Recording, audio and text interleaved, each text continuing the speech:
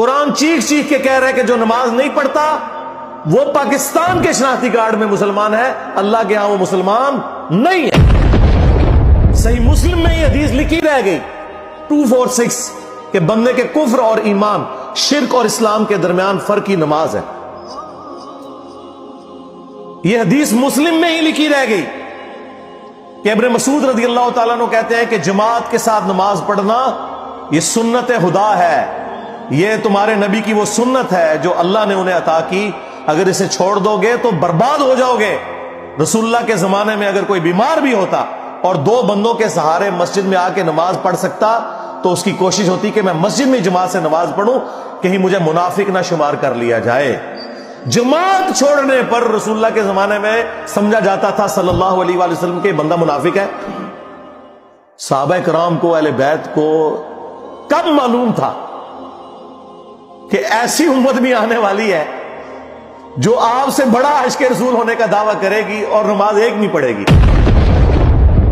تو وہ کہتے یار یہ تو بڑا آسان اسلام ہے۔ تو یہ حدیثیں تو مسلم شریف میں لکھی رہ گئی، پریکٹیکلی کس نے عمل کیا اس کے اوپر؟ یہ حدیث ترمذی میں لکھی رہ گئی کہ ہمارا اور منافقین کا عہد نماز کی بنیاد پہ ہے، جس نے نماز چھوڑی اس نے کفر کیا۔ یہ صحابہ کرام علیہ رضوان کا فتویٰ ترمذی میں ہی رہ گیا۔ عبداللہ بن شقیق تابعی کہتے ہیں کہ صحابہ کرام علیہ رضوان تارک الصلاح کے سوا کسی کی تکفیر نہیں کرتے تھے، صرف بے نمازی کو وہ کافر سمجھتے تھے، باقیوں کو وہ تمام غلطیوں کے باوجود مسلمان تصور کرتے تھے۔ اب اندازہ کریں، یہ ترمذی میں لکھا رہ گیا جناب۔ ہاں، ہم جب چیخ چیخ کے یہ باتیں بیان کرتے ہیں، لوگ کہتے ہیں یار یہ کس قسم کی باتیں کر رہے ہیں، یہ کہاں پہ لکھی ہوئی ہے؟ سرکار کتابوں میں لکھی ہوئی ہے۔ یہی تو ہم آپ سے کہہ رہے ہیں کہ مرنے سے پہلے اے مسلمان کر لے اس پہ غور، کتابوں کا خدا اور ہے، بابوں کا خدا اور۔ یہ حدیث ابو داؤد میں ہی لکھی رہ گئی کہ بچہ جب 7 سال کا ہو جائے تو اسے نماز کا حکم دو، اور نہ پڑھے 10 سال کی عمر میں اسے سزا بھی دو، اور 10 سال کے بچوں کے بستر بھی الگ کر دو۔ یہ ابو داؤد میں لکھی رہ گئی حدیث، عمل کس نے کیا؟ یہ حدیث ابن ماجہ میں لکھی رہ گئی کہ نبی علیہ السلام نے فرمایا اے معاذ، اللہ کے ساتھ شرک نہ کرنا، خواہ تمہارے ٹکڑے ٹکڑے کر دیے جائیں، تمہیں قتل کر دیا جائے، سولی دے دیا جائے، یا آگ میں زندہ جلا دیا جائے، شرک نہ کرنا۔ یہ پہلی نصیحت۔ اسی حدیث میں دوسری نصیحت، نماز نہ چھوڑنا۔ تمہارا اللہ کے ساتھ عہد نماز کی بنیاد پہ ہے، اگر تم نے نماز چھوڑ دی تو اللہ کا ذمہ اٹھ گیا تم سے۔ اور تیسری چیز فرمایا شراب نہ پینا، یہ تمام برائیوں کی جڑ ہے۔ تو یہ حدیثیں تو لکھی رہ گئی سرکار۔ یہ حدیث مسند احمد میں ہی لکھی رہ گئی کہ نبی علیہ السلام نے فرمایا کہ نماز قیامت کے دن نمازی کے لیے دلیل، نجات اور نور ہوگی، اور جو نماز نہیں پڑھتا قیامت کے دن نہ اس کے لیے کوئی دلیل ہوگی اللہ کے حضور بچنے کی، نہ نجات اور نہ کوئی روشنی، نور جو پولیس رات سے گزرنے کے لیے قرآن میں آیا نا، وہ نور۔ اور پھر نبی السلام نے فرمایا کہ بے نمازی کا حشر اسی حدیث میں آتا ہے، فرعون، قارون اور حامان اور امیہ ابن خلف کے ساتھ ہوگا۔ ہاں جی، کچھ بھی ہے تیرے محبوب کی امت سے ہے۔ محبوب تو پہلے ہی بتا گئے ہیں کہ بے نمازی تیرا حشر تو فرعون کے ساتھ ہونا ہے، تیرا حشر قارون کے ساتھ ہونا ہے، امیہ ابن خلف کے ساتھ ہونا ہے۔ اور یہ تو میں آپ کو صرف ایک بات کر رہا ہوں۔ اب اگر میں قرآن کی توحید بیان کرنا شروع کروں تو قرآن کے پہلے صفحے کا ٹیسٹ دنیا کے کروڑوں مسلمان پاس نہیں کر سکتے۔ ایاک نعبد و ایاک نستعین، یہ قرآن میں لکھا رہے گا۔ ماشاءاللہ فجر کی نماز میں یہ پڑھ کے نکلتا ہے، اور مسجد کے ساتھ جو دربار ہے ریگولرلی حاضری دے کے اس بابے سے بھی مانگ کے گھر آتا ہے۔ تو کیا نماز تو پڑھی؟ تو مسلمان ہے، تیری ہر نماز کی ہر رکعت میں تو یہ نہ پڑھے تیری نماز ہی نہیں ہوتی۔ ایاک نعبد و ایاک نستعین، اے اللہ عبادت بھی تیری کریں گے، دعا بھی تجھی سے مانگیں گے، مدد بھی تجھی سے مانگیں گے۔ یہاں مدد مانا دعا کیا، لیکن یہاں مولویوں نے پھر پٹی پڑھا دی، ان کا نہیں جی امی سے روٹی نہ مانگے. اندازہ کریں قرآن کا مذاق اڑا رہے ہیں، حالانکہ انہیں پتہ ہے کہ قرآن میں یہ آیت موجود ہے وَتَعَاوَنُوا عَلَى الْبِرِّ وَالتَّقْوَى وَلَا تَعَاوَنُوا عَلَى الْإِثْمِ وَالْعُدْوَانِ، نیکی اور پرہیزگاری کے کاموں میں ایک دوسرے کی مدد کرو اور برائی میں الگ رہو. قرآن نے بتایا ہے کہ اللہ نے دنیا کو اسباب کے ساتھ جوڑا ہوا ہے.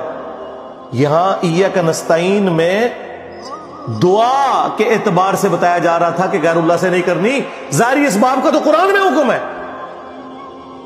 لیکن دیکھ لیں،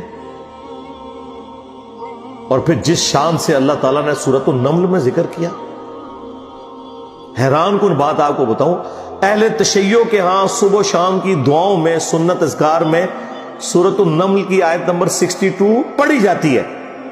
ترجمہ نہیں کبھی کسی نے پڑھا، اور ہمارے جن اسٹوڈنٹس نے پڑھا جو شیعہ مکتب سے تعلق رکھتے تھے، کیونکہ میں نے اس آیت کو اتنی دفعہ کوٹ کیا، انہوں نے کہا ہم تو یہ صبح شام پڑھتے ہیں، ترجمہ پڑھا تو انہوں نے کہا یار یہ آیت پڑھ کے بھی سب سے زیادہ شرک ہم کر رہے تھے، کیونکہ اس آیت کے اندر کیا لکھا ہے؟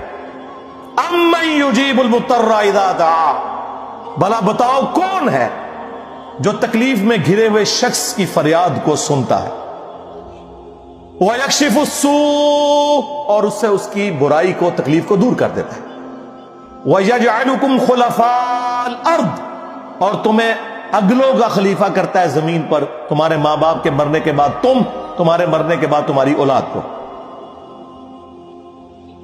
اَإِلَٰهٌ مَّعَ اللَّهِ، کیا اللہ کے ساتھ کوئی اور معبود بھی ہے؟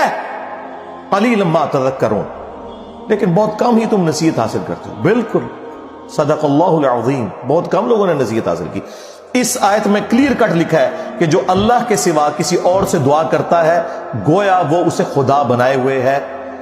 یا علی مدد کا مطلب سادہ نہیں ہے، اس کا مطلب ہے کہ آپ نے مولا علی کو اللہ کے مقابلے پر خدا تصور کر دیا. نہیں جی ہم تو انہیں اللہ کا بندہ مانتے ہیں.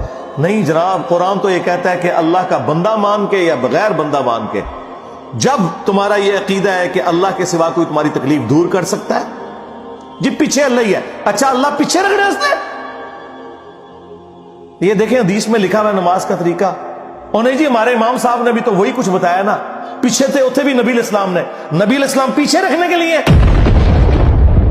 میرے نبی صاحب ہے ہی کوئی نہیں، تیرے بابے تھے شاہ ہی کوئی نہیں. اللہ پیچھے، رسول پیچھے، آگے تمہارے بابے. عزتیں اویل کی ہیں تم نے اللہ اور اس کے رسول کے نام کے اوپر، چندے کھائے ہیں تم نے رسول اللہ کے نام کے اوپر صلی اللہ علیہ وآلہ وسلم، سواریاں سوار کی ہیں تم نے مکے اور مدینے کے نام کے اوپر، اور غداری کی ہے اپنے دین کے ساتھ. ممبروں پہ چڑھ کے کہتے ہو قرآن و حدیث ڈائریکٹ نہ پڑھنا گمراہ ہو جاؤ گے. واہ، یہ کوئی یہودی یا نصرانی آ کے بات کرے ہم منہ توڑ دیں. جس طرح آج آگ لگانے کے اوپر قرآن کو ہمیں کتنا غصہ چڑھا ہوا ہے. تیرا مفتی ہر جمعے کو کھڑا ہو کے کہ قرآن اور بخاری ڈائریکٹ نہ پڑھنا گمراہ ہو جاؤ گے. آگ تو یہ لگا رہا ہے، وہ آگ تو ایک دن تھی، اس سے کوئی فرق نہیں پڑا. قرآن کے ملینز آف کاپیز دنیا میں موجود ہیں، ملینز آف حافظ قرآن ہے. قرآن کو کوئی آگ نہیں لگا سکتا، دنیا سے ختم نہیں کر سکتا. اصل جو چور چھپا ہوا ہے وہ تیرے اندر چھپا ہوا ہے. جو یہ علماء ہیں شیاطین، جنات اور انسانوں میں سے شیاطین،